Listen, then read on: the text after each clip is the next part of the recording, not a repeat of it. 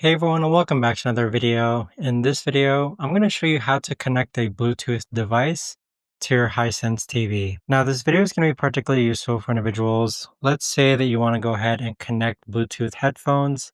How do you actually go ahead about doing so? Now, this video is going to be short, sweet, and simple, guys. There's not going to be a lot of steps involved.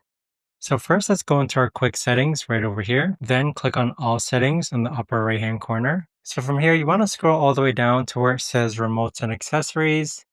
And then you want to make sure that the Bluetooth icon is toggled on. Next, click on pair accessory.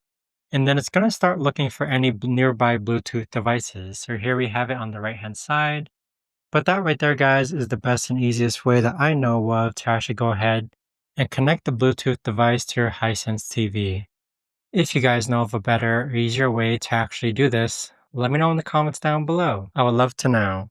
Thanks so much for watching, everyone, and I'll see you guys all in the next video.